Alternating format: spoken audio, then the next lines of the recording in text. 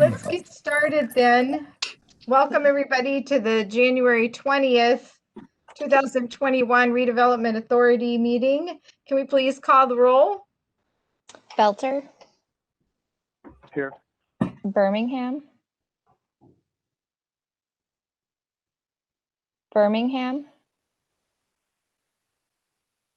I see him on the list.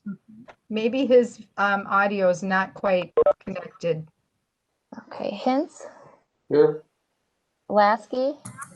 Here. Ponick. Here. Stam.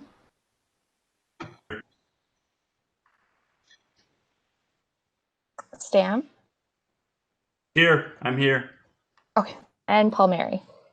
Here. And did Mr. Birmingham get his audio going? Yep, I'm here. Thanks. Okay, great. All right then, so we have approval of minutes and closed session minutes from November 18th, 2020. Would someone like to make a motion? I'll move to approve.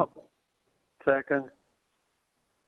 All right, so we have any discussion on that? Please take the roll. Belter. Aye. Birmingham.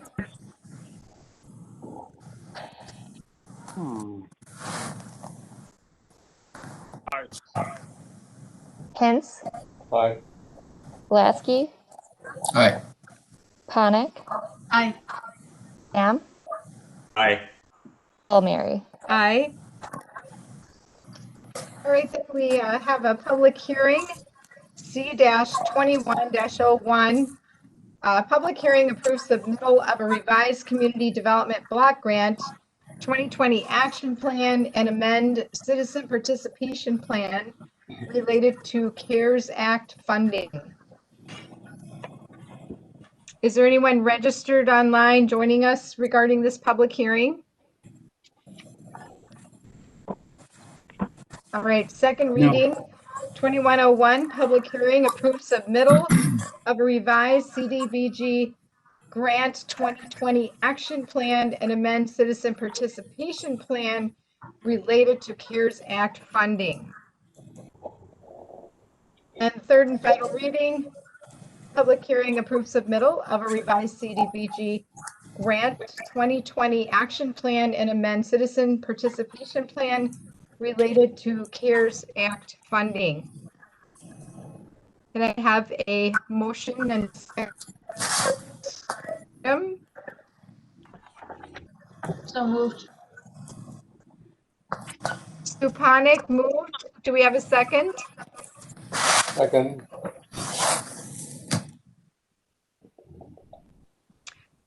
Mr. Hintz seconded. There any discussion on the amendment to the CDBG action plan and citizen participation plan?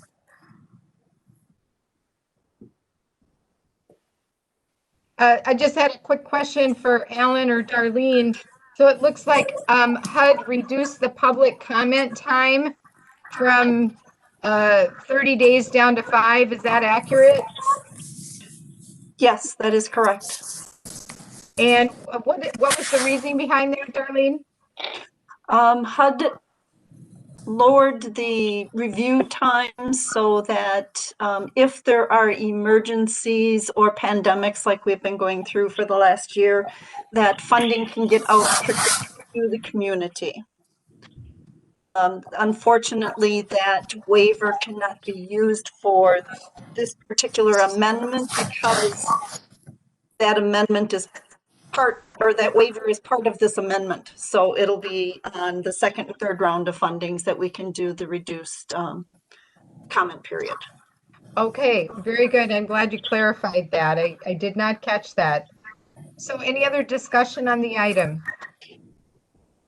All right, let's take the, Mr. Hintz. Just a question. I thought that it was a pretty good list for the first round. Although in the summaries, it seemed to me that there were some things that did not seem to be immediately related to COVID.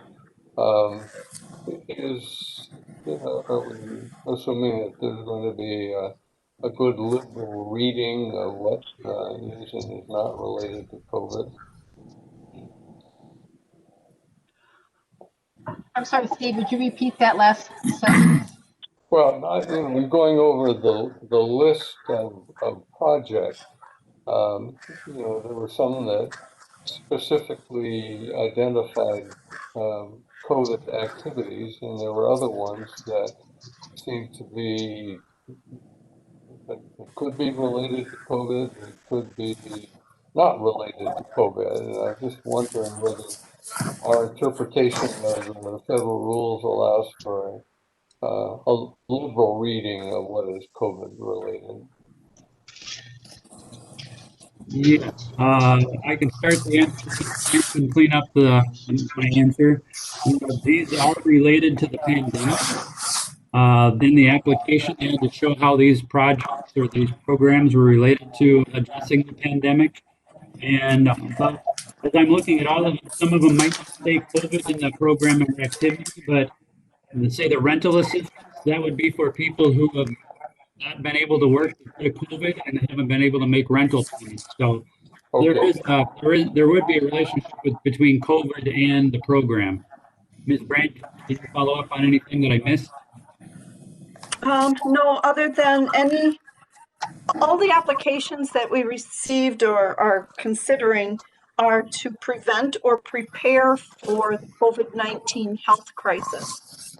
So any of the activities being proposed under this round one would be eligible. Thank you.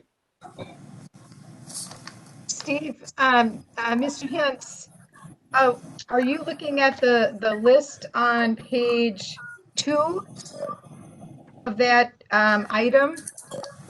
I expect I am. I don't have it brought up right now. The table of items for total round one funding, is that what you're referring to?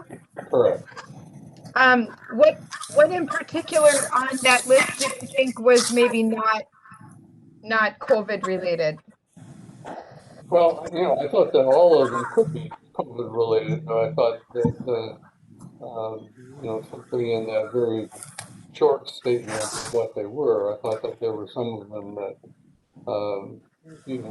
could be COVID related, might not be quite so COVID related.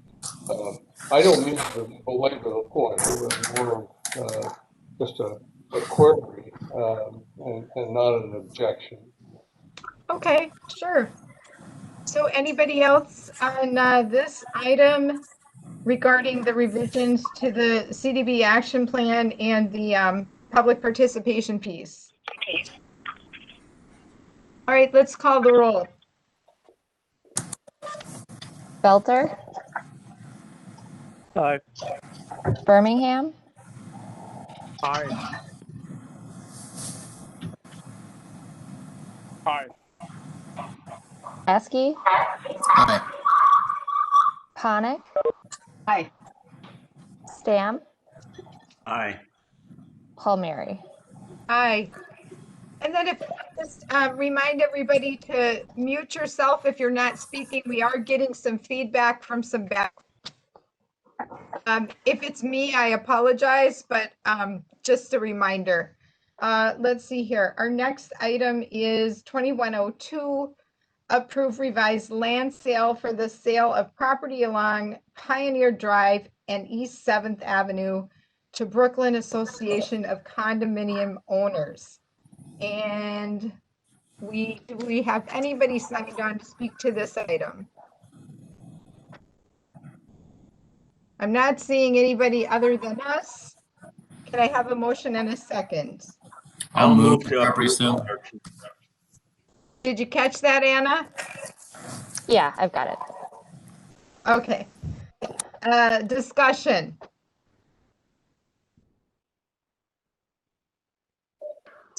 Was that just the tip of the iceberg? Number of underground storage tanks? Certainly there's additional environmental contamination, but is there any other reason to believe there are more tanks to remove or more looming under the dirt there? Not that Don't shake your Alan's head no, aware Alan. of. Yeah, not that Alan's aware of. And I know Ms. Brandt, and we've worked very closely with AECom to do the phase 1s and the phase 2s. I don't recall, but I think I reported to you that we found quite a few storage tanks to the south, but none more on this particular property. What would that have to do with us being the seller?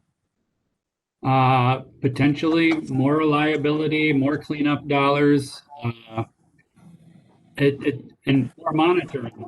Short term, DNR is having this monitor for quite a few compounds, so we'll have to keep these monitoring wells operating longer than we were expecting. So we're selling the property and owning the environmental liability. And so is that until that's complete? Is that right?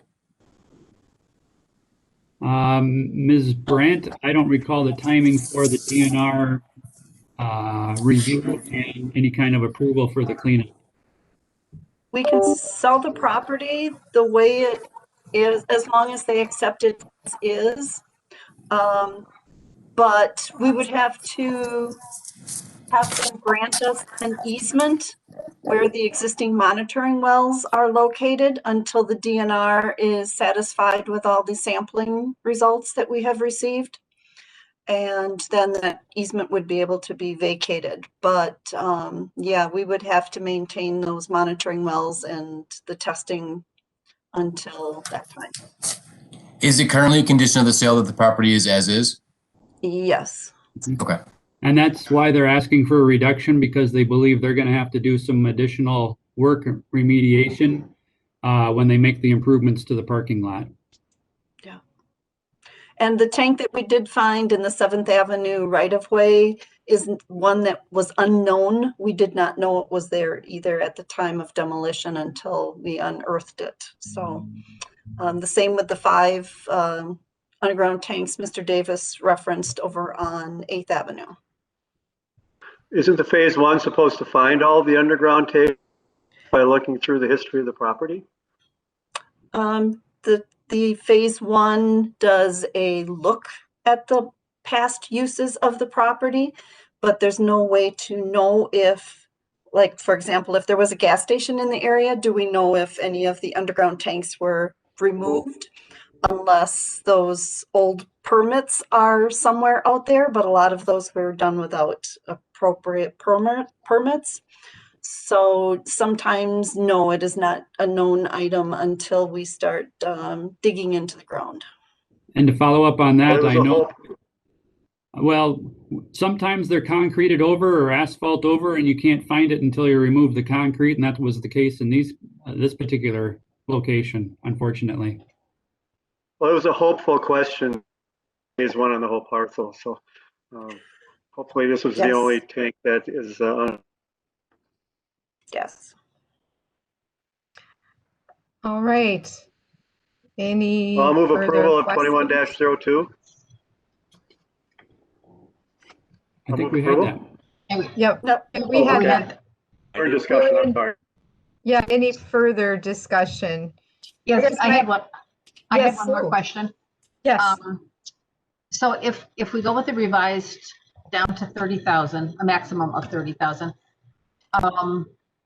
can they ever come back to us if they find more on the property, saying that they want it reduced again?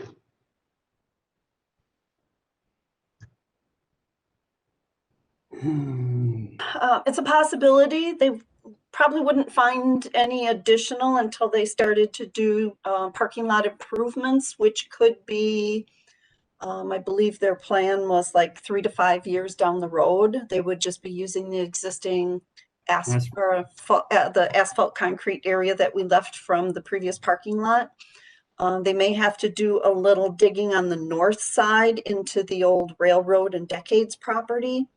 But I don't anticipate anything up there other than the normal urban fill and those types of issues there. So it's always a possibility, Ms. Ponick, but already own the property by that time, so I'm not sure. Okay, thanks. Mm-hmm. And I guess I just wanted to ask a clarifying question for everybody else. The PAHs are not the same as PFAS, correct? Just wanted to get that clarified. Correct. All right, and then let's see here. We also have an item on here, or I'm sorry, let's call the roll on. Birmingham, Aye. Hint,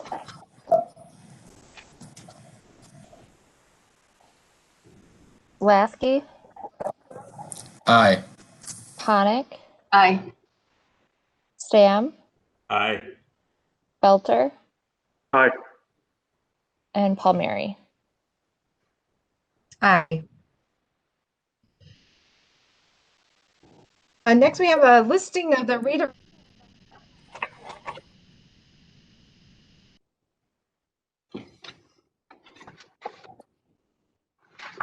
State.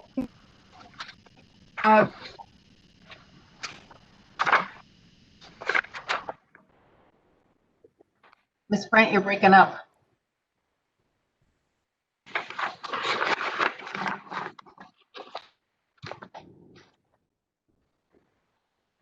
I'm afraid we've lost Ms. Palmieri. There she's Let's back. talk amongst ourselves. No.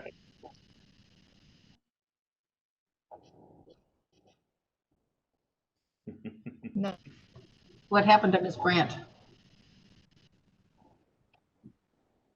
Ms. Brandt is still here. It's Ms. Palmieri I think we've lost. And the pine trees up there, Sue. I see you now. Those are palm trees, not, Palm trees, yeah. right. Ms. Palmieri, can you hear us?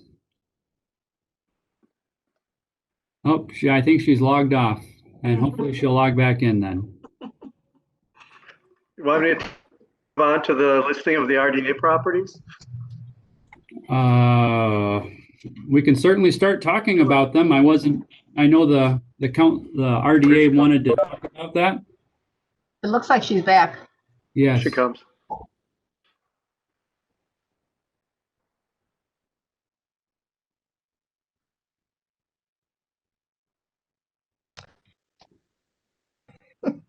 Hello, can you hear me? Hey, Bueller.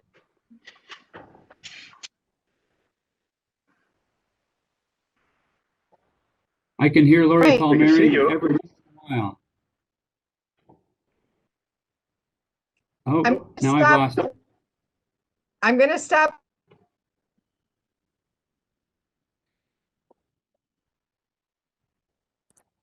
Yes, we can. Yes. All right. Well, you may just do better without my face. I will.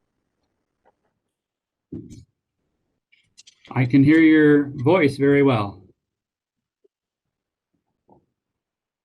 Okay.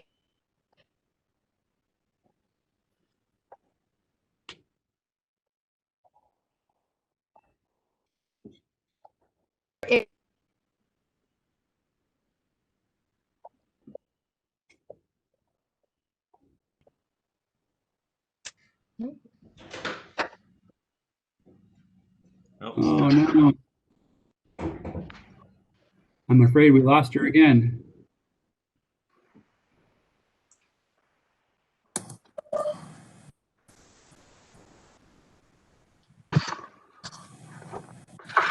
Well, it's just a discussion point, right? And not listing of our properties. Yes.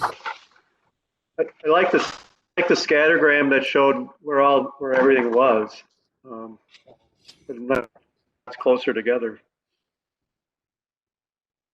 Well, and I would say until a few years ago, the dots were almost all downtown, but Right. we started looking at neighborhoods and blighted properties in different neighborhoods throughout the city. So that probably started spreading the dots out a little bit more. Otherwise, it was mostly the redevelopment areas on Jefferson and on the South Shore around 43 East 7th and Pioneer and things of that nature. We've been buying properties in that neighborhood for 20 years. And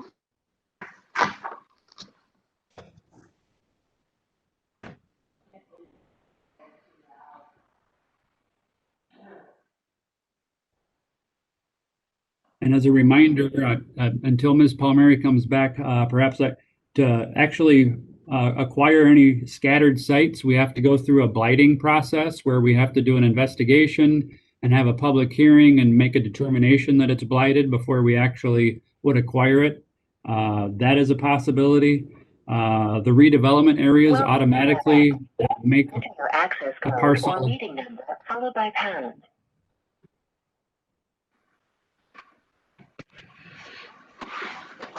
Enter the attendee ID. Laughing. Password followed by pound.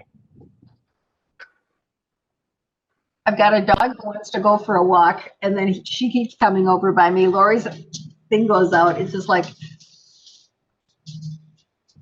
Well, we've got everything done in open session we needed action on, but we do need to get to closed session. Not valid. Enter your attendee ID or the numeric meeting password followed by pound.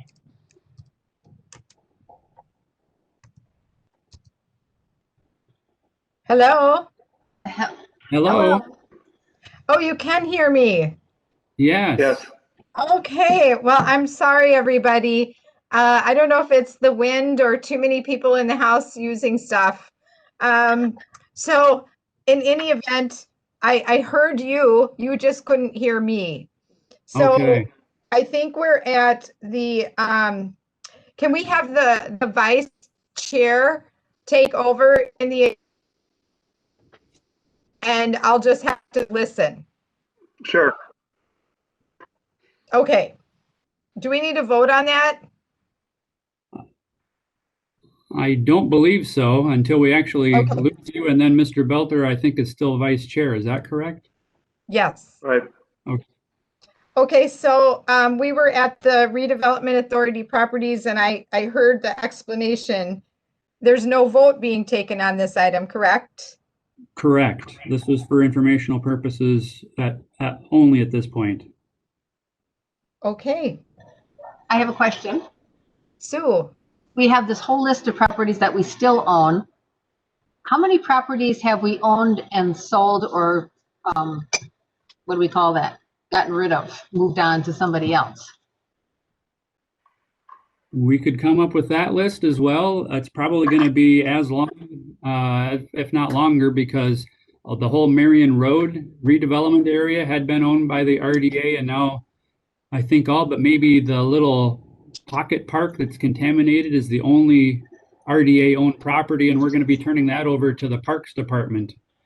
So I think the RDA will not own any Marion Road property in the near future, and that's probably 20 parcels if you were going to look at that. And then as time has gone by, we've sold several parcels off for other developments, like the Granary. We sold a couple of lots for their parking lot. Brian Burns acquired a couple of properties. And then my expectation would be that when Jefferson Street sells, that'll be 6 or 8 properties that come off the list. And when we make the improvements at Sawyer and Oshkosh Ave, there'll be 2 or 3 properties that'll come off the list. Otherwise, we've been marketing the individual lots on the scattered sites. The RDA still functions as the land bank for redevelopment in the downtown. So that's why we're holding on to the Pioneer properties. That's probably 10 or 12 properties that we're doing the RFP for right now. Okay, the reason I was asking is because sometimes I don't think people understand the magnitude of what you guys do. And this shows that what we still have to offer and what we have offered and has been accepted by somebody else. So I think I'm just wanting to say we should celebrate that. Well, and we'd be happy to do what is the RDA sold to give people an idea of what it's kind of a life cycle type of thing where it's acquisition, sometimes demolition and remediation, and then sale to a private entity, either residential or commercial. And we could easily come up with that list for your education at the next meeting as well. I think that would be a good thing to actually publicize, as you suggested. And I'm not saying you have to come up with an entire list. I was just saying, like, if we have, let's say, 50 properties on list, I'm guessing, and that you've dispersed of 50 properties. You know, it's just pretty neat to know that you do so much. Good point. And I just wonder if it would be helpful. Would you say that the majority, Alan, of these listings are potential?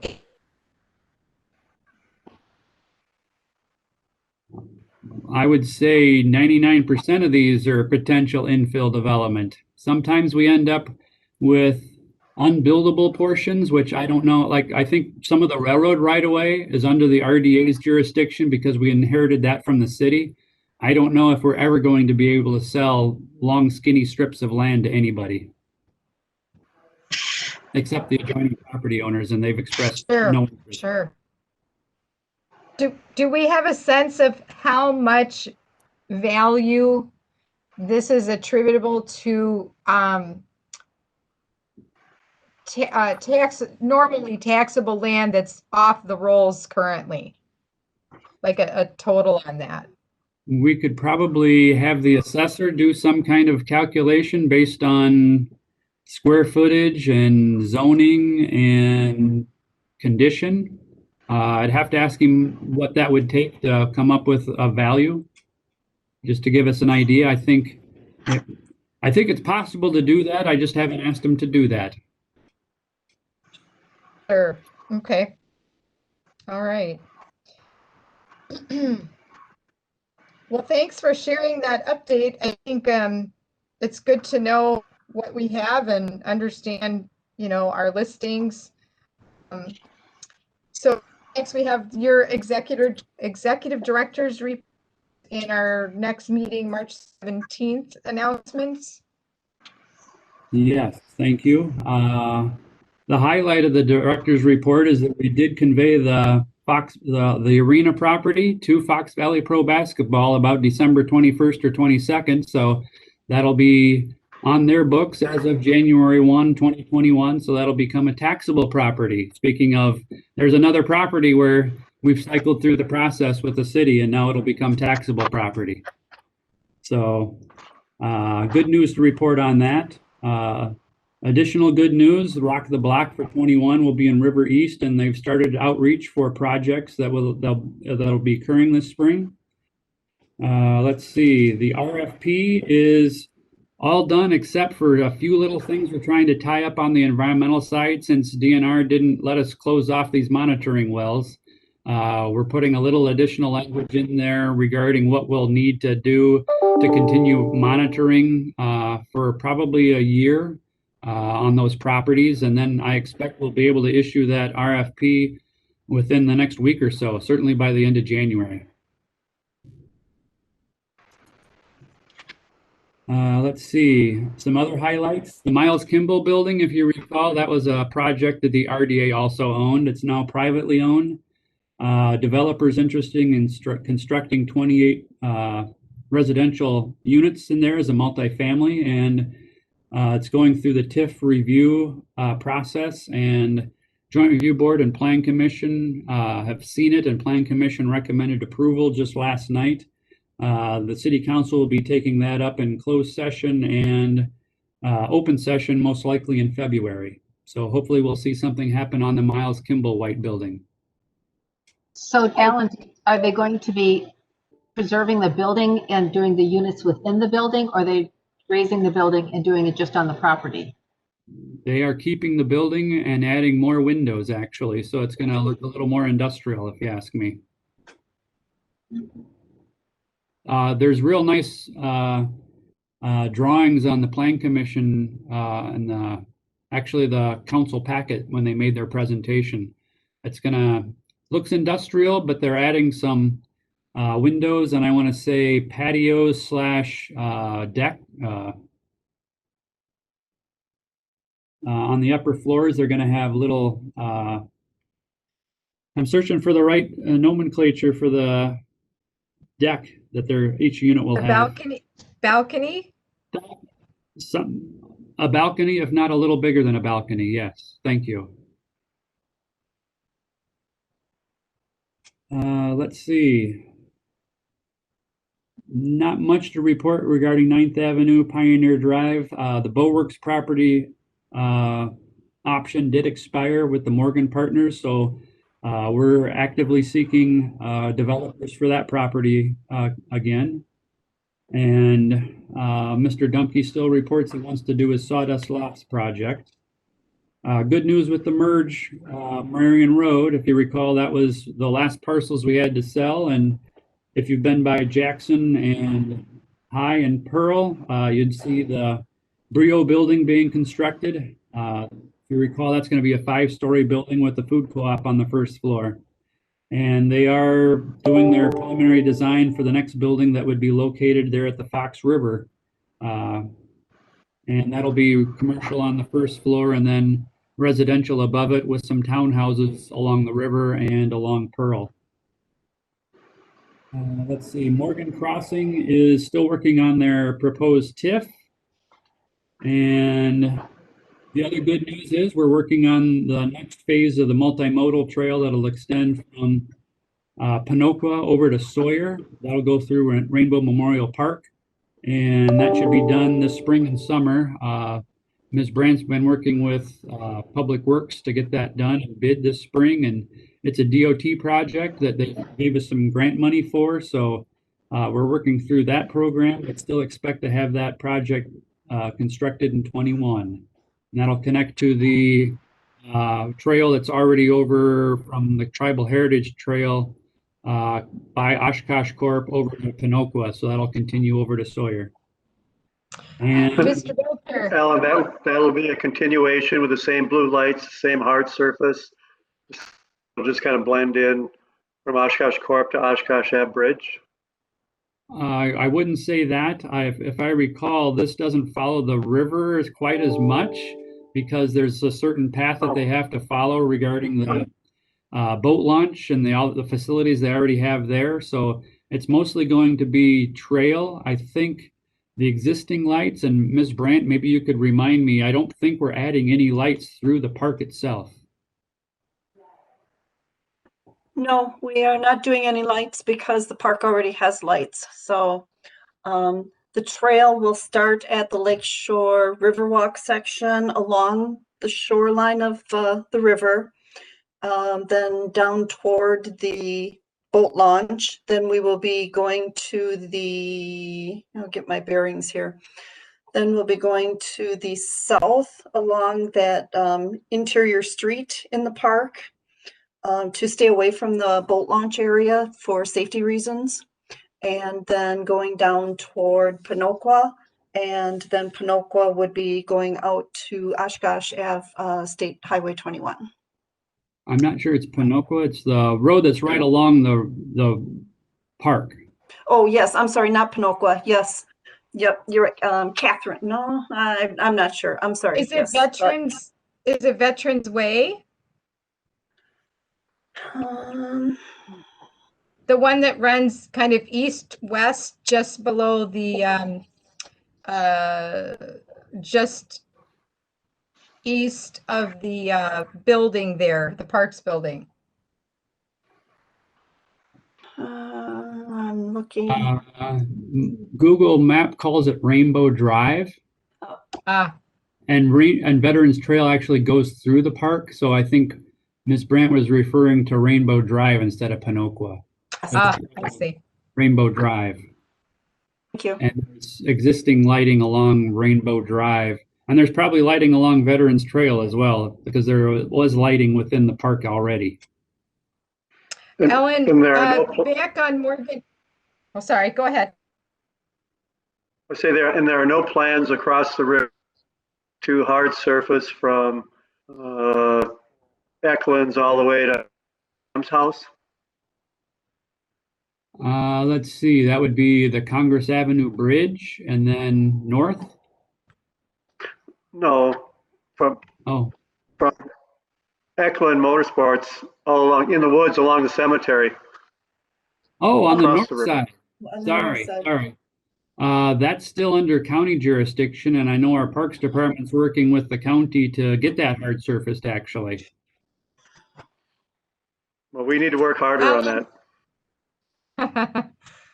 Alan, if I could go back to Morgan Crossing, Kelly Nyforth and I had a discussion last week regarding some community members who had expressed interest in what's going on there, and especially with the gravel and dirt piles. And I think Kelly was going to try and find out when those CUPs expired.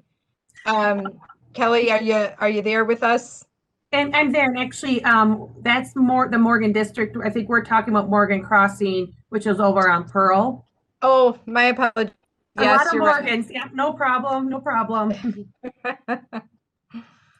And technically, the RDA has no interest in the Morgan district. However, we'd love to see that developed sooner rather than later. And of course, it will have a huge impact on the RDA property at Boatworks. So my expectation is the sooner that develops, the better it would be. And we can still follow up on the CUPs for the gravel. Sure. Okay. Well, did you have anything more on your director's report before we get a motion for a closed session? No, I do not. Thank you. So it looks like our next meeting is March 17th. Let's see here. Well, would someone like to read the motion to go into closed session? I got it. I'll make a motion to adjourn into session to discuss a community garden proposal for 1210 Oregon Street and the purchase of 48 Otter Ave pursuant to section 19.85, paragraph 1, paragraph E of the Wisconsin state statutes where competitive bargaining requires a closed session. I need a second. Sue Ponick seconds. All right, any discussion on the motion?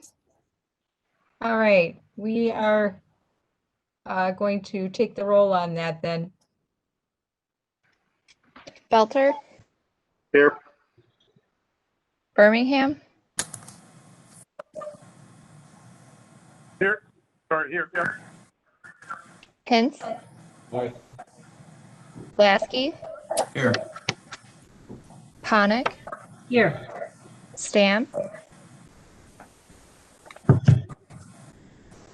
He's muted. Sorry, here. Mr. Singh, there you go. Yep. and Palmieri. Here, yes, aye. All right,